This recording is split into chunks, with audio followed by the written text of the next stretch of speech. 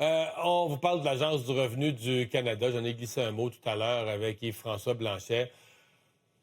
Rapport de la vérificatrice générale, c'est vraiment terrible. Si on pense que c'est pas comme un petit ministère qui fait affaire avec une petite partie de la population, c'est essentiellement tout le monde. L'Agence du revenu du Canada gère les impôts des particuliers, des individus, gère les impôts des entreprises, gère aussi, on lui a confié au fil des années, la gestion de différents programmes sociaux, des programmes qui versent des prestations.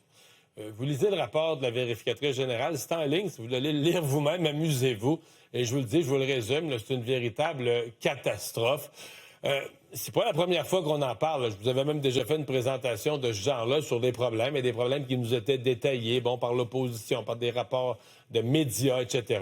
Là, c'est la vérificatrice qui s'est penchée vraiment sur le service à la clientèle. Elle s'est pas penchée sur l'ensemble de l'Agence du revenu du Canada. Vraiment sur l'aspect service à la clientèle, les téléphones, les gens qui appellent, qui ont besoin de parler à quelqu'un de l'agence. D'abord, je vous ramène à ce qu'était ce qui est la promesse, ce qui est la promesse du gouvernement en termes de satisfaction, de qualité de service qui doit être offert. Le but du gouvernement, c'est que 65 des appels, mettons, chiffrons les 2/3 des appels, obtiennent une réponse en 15 minutes ou moins. Puis quand même, attendre 15 minutes au téléphone, c'est quand même un peu long, là, mais c'est bon, OK, t'écoutes de la musique, de la petite chanson, là. 65 ça veut dire qu'il y aura quand même un autre 15 là, qui sera en plus de 15 minutes. Mais c'est ça le but.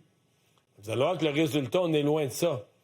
Le pourcentage des appels qui obtiennent vraiment une réponse en moins de 15 minutes, c'est seulement 18 Donc, on vise 65 on obtient 18 et il y a une précision dans le rapport. On dit pour le mois de juin, ça a été un mois particulièrement difficile, le mois de juin, 5 C'est-à-dire qu'en juin, 95 des appels ne répondaient pas à la norme qui est fixée par le gouvernement lui-même. Et il y a une autre petite note que j'ai trouvée dans le rapport de la vérificatrice générale que j'ai voulu vous présenter à propos de cette promesse-là, de 65 des appels en 15 minutes. Parce que ça, c'est la promesse récente. On pourrait dire c'est la promesse révisée du gouvernement qui s'est rendu compte que là, le service n'était pas bon à l'Agence du revenu. Parce que avant 2019, c'était 80 des appels en 2 minutes. C'était ça l'objectif. Donc, vous comprenez, quand on dit que l'Agence n'atteint pas, même pas proche, mais n'atteint pas son objectif, on a déjà baissé la barre.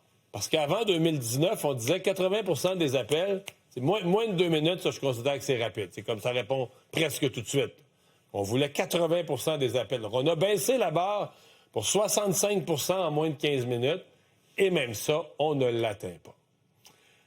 Il faut dire qu'il y a un volume vraiment très élevé d'appels. C'est quasiment renversant la quantité d'appels que reçoit l'Agence du revenu. Mais je vais vous faire un petit commentaire là-dessus tout à l'heure. Ce qu'ils reçoivent, là, c'est 32 millions. On est 40, même avec les enfants au Canada, on est 41 millions.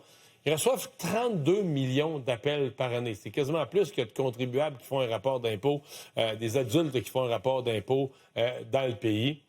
Et de ces 32 millions, il y en a, je suppose qu'on obtient la réponse par les messages qui sont donnés en ligne. Vous faites le 2, faites le 3, puis tu obtiens ton information. Il y en a 10 millions qui doivent vraiment être acheminés à un agent où il faut vraiment parler à quelqu'un. Donc, ce dont on parle, c'est 10 millions d'appels. Je vais vous faire un commentaire sur le volume élevé d'appels. Dans le prochain tableau, vous allez voir, parce que des fois, on dit, oui, tant de minutes, c'est tant de minutes à répondre, c'est long. On pourrait se poser une question préalable. C'est-tu normal qu'il y ait autant d'appels? Pourquoi il y a autant d'appels? Pourquoi dans une année, il y a 10 millions de personnes qui ont besoin de parler à un employé? Peut-être parce que les règles sont trop complexes.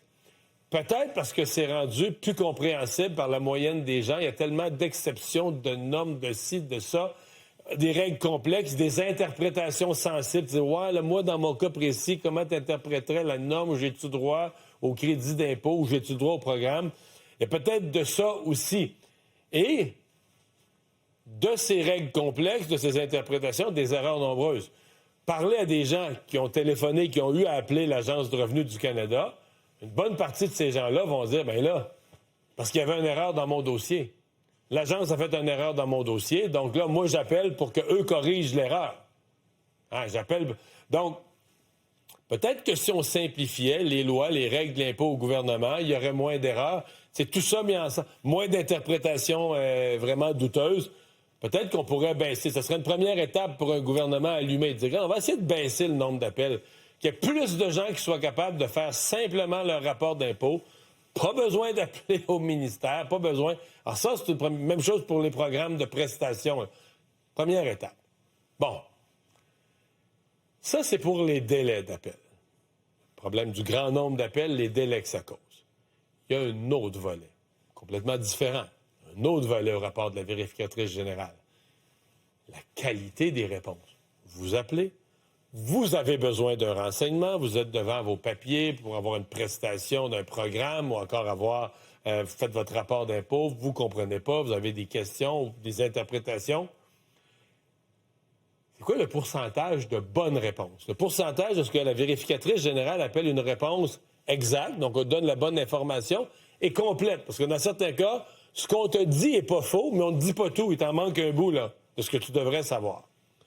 Dans le cas des programmes de prestation, 56 % des réponses sont bonnes. Vous allez dire, ça n'a pas de bon sens. 44 % c'est des erreurs. Je vous dis tout de suite, ça, c'est le meilleur. Pour l'impôt des entreprises, on est dans le même ordre de grandeur. 54 % de bonnes réponses. Quand même dire qu'il y a 46 % des gens qui appellent qui n'obtiennent pas un renseignement exact ou un renseignement complet. Attachez votre truc. Pour l'impôt des particuliers, le taux de bonne réponse, talam! 17 %. Dans le cas des questions touchant l'impôt des particuliers, je vous le dis, je me disais, hier soir, j'étais sur mon ordinateur en préparant ça, puis je me disais, je dois mal comprendre. Ça ne peut pas être 17 %, ça voudrait dire que 83 % des réponses sont, il peut pas avoir 83 % d'erreurs. Je suis retourné dans l'original du rapport, parce que là, j'étais dans le résumé, je suis retourné dans l'original, je suis retourné dans les tableaux. C'est ça partout. La vérificatrice l'a confirmé, d'ailleurs, dans ses propos. 17 % de réponses qu'on qualifie de exactes et complètes. Donc, vous n'êtes pas capable de les rejoindre. Ça peut prendre 1 heure au téléphone, 2 heures à attendre.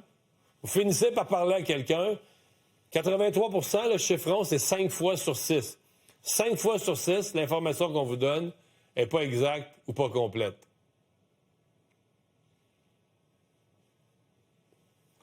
Puis là, dans le cas des questions sur l'impôt, entre vous et moi, là, tu es en train de faire ton rapport d'impôt.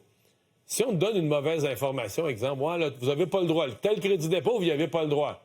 Toi, tu ne le demandes pas, mais mettons qu'en théorie, tu aurais eu droit. Ça veut dire que tu ne le demandes pas sous la pression d'un mauvais conseil, tu ne le demandes pas, tu perds l'argent. Ou l'autre bout, on te dit, oh oui, vous auriez droit, puis tout ça, là, tu fais ton rapport d'impôt en tenant compte de leurs conseils, tu ne payes pas assez d'impôts parce que tu as tenu compte de leurs conseils. Ils vont te ramasser l'année d'après. Puis là, tu ne pourras pas dire comme défense, ouais, mais là, moi, j'ai téléphoné, j'ai parlé à quelqu'un. Non, ça ne passera pas comme défense. Tu vas payer pénalité, intérêt sur l'impôt insuffisant, les versements insuffisants que tu as faits, malgré les conseils. Pas parce qu'on rit que c'est drôle, là. C'est là qu'on en est. Je lisais ça hier et la vérificatrice nous rappelle à la fin de son rapport que tout ça existe malgré qu'on est au Canada. Les chanceux qu'on est. Une charte des droits des contribuables. Une des citations là, de la Charte des droits des contribuables, c'est les appelants ou les appelantes là, ont droit à des renseignements complets, exacts, clairs et opportuns. C'est juste, je ne veux pas être méchant, c'est juste pour vous dire que toutes les fois qu'on nous dit qu'on a une charte, toutes ces belles lois de principe qu'on met dans les programmes politiques, programmes électoraux des partis, on va avoir une charte. On a ça au Canada, là, vous êtes protégés comme contribuables. Vous avez une charte, regardez le résultat. C'est entre la théorie qu'il y a dans la charte et la pratique de ce que vous vivez, de ce que la vérificatrice nous décrit, il y a deux mondes. Est-ce que les gens sont satisfaits de tous ces services? Bien, la vérificatrice qui constate que le nombre de plaintes est en explosion depuis 4 ans. Le nombre de plaintes pour insatisfaction de toutes sortes est en hausse de 145 % à l'Agence du revenu du Canada. Pas grand-chose à ajouter.